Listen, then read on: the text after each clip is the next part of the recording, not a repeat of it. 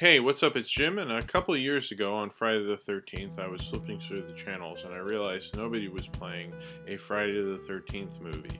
And I thought that was really dumb, really. I thought, come on, it's Friday the 13th, we play Friday the 13th movies. I don't know, I kind of like that kind of thing. That whole thing kind of inspired me to put out a review of a Friday the 13th movie every Friday the 13th.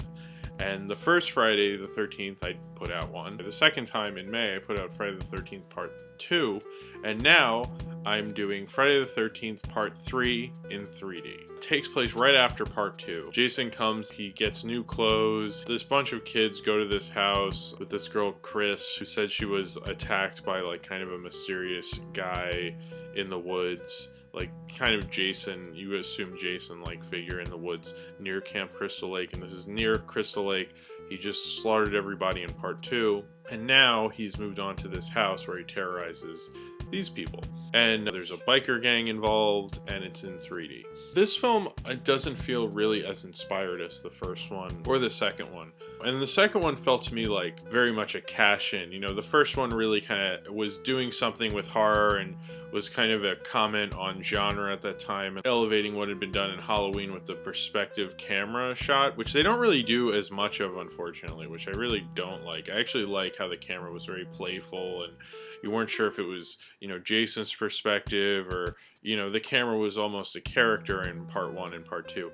But in this film, Jason will have his hands out like this and you're like, oh my god, no, he's gonna touch me. Although I didn't see this in 3D, it didn't look that great. I mean, it was called A New Dimension in Terror, and it came out around the same time as Jaws 3D and Amityville 3D. I think this was the first of those three 3D movies in the early 80s, or 3D horror movies in the early 80s. The other ones were called like Jaws 3D and used the 3 and the 3D thing. I always feel like every third sequel should just be in 3D anyway, because it works so well. But it wasn't called Friday the 13th 3D, which would have probably made a little more sense. It was just called Friday the 13th Part 3. When it was released in theaters, it was released in 3D, but it was first released as 2D on video and DVD each time, but it was released later. The first Paramount film since 1954 to be made is 3D. I complained when I watched the second one that I thought it was a cash-in. Things I didn't like about Part 2 personified,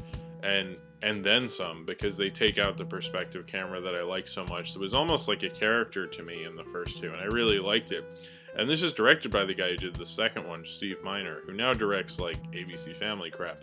I'm kind of a little surprised because I feel like he could do better, and he didn't, and I don't really like this movie that much. I felt like the ending was kind of retreads of other scares that we've already seen in the past two films, and some of them were cute references, but it got a little annoying. It was like, I thought you guys would come up with better ideas eventually. There weren't really enough scares, and in fact I really didn't get scared. There were, in Part 1 and Part 2, there were times I like would jump or like get surprised, and that was fun. I wasn't really scared. I just thought it was a fun, dumb horror movie. And that's one of the things for Friday the 13th series is supposed to be a fun roller coaster ride. And I think at that level of it, it actually holds up, I think.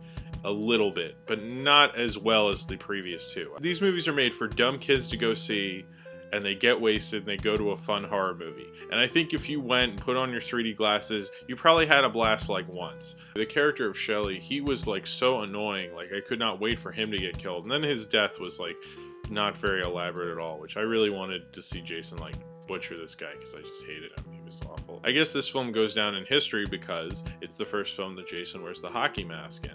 So obviously that's very iconic. But just having like a fabric hood thing he was wearing last time just wasn't as great. I thought it was really lame when like Mrs. Voorhees pops out of the ocean.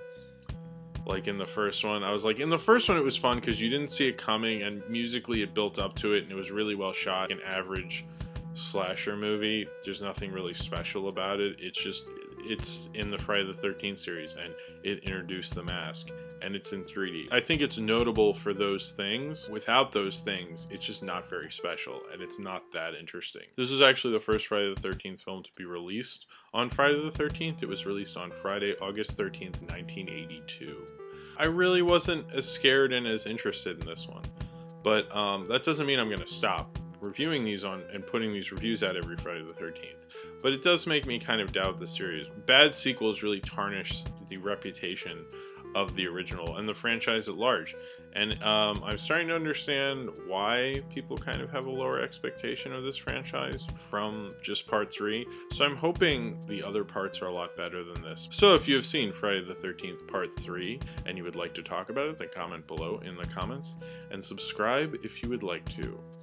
And I will see you again with this Friday the 13th series of reviews on Friday, April 13th, 2012, when I will be reviewing Friday the 13th, the final chapter.